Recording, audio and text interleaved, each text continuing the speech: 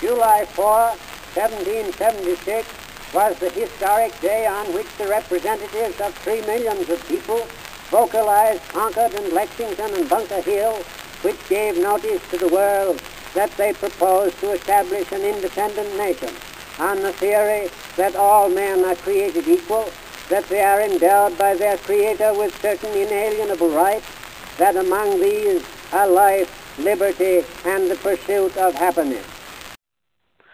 When President Woodrow Wilson decided that the United States would enter war, the civil liberties that the citizens of the United States used to have were now all on the table.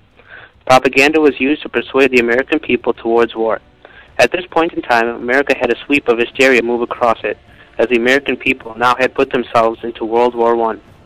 During this time, there were some 150,000 artists, writers, lecturers, actors, and scholars to try to get the American people to agree with the war. The man who was responsible for the propaganda at this time was George Creel, who was chairman of the Committee on Public Information. He also had given the Germans a new name, the Prussian Kur, and the most famous name of the Kaiser, the Great Beast of Berlin. These new names gave the American public the idea that the Kaiser was really a lot worse than he really was.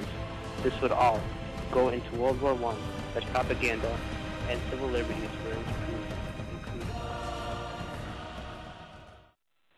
With regard to civil liberties, the United States had indeed engaged in a total war.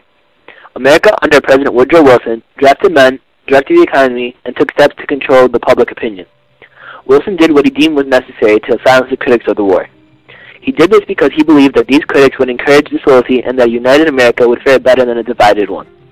Regardless of his intentions, however, President Wilson denied the public many of their liberties that are guaranteed to them by the United States Constitution. This demonstrates that the civil liberties came second to the war effort, and that exemplifies a total war. This silencing was achieved by the Espionage Act, which was passed in June of 1917. This made it illegal to encourage the resisting the draft, disloyalty, and to speak against the war effort. This act also gave many additional powers to the General Albert S. Burleson, which limited the freedom of the press and of citizens. On May 16, 1918, the Espionage Act was amended with the Sedition Act. This further restricted the populace by forbidding any disloyal or abusive language with regard to the United States government.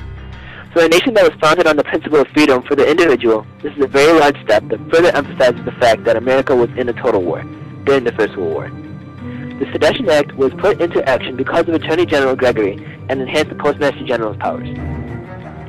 The most radical groups to oppose World War I were the Socialist Party of America and the Industrial Workers of the World. Both of these groups opposed capitalism and believed it to be the cause of the war.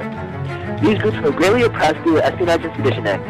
For example, Socialist Party leader Eugene V. Debs received a 10-year prison sentence for delivering an anti-war speech, and the 101 International Workers of the World leaders were convicted in 1918 due to a raid in September of 1917. This greatly contrasts America's dealing with opposition today. With the war on terror, opponents have been able to walk high and proud and give their disagreement hope. This illustrates how vested America was in the outcome of that war, and further underlines the fact that America was indeed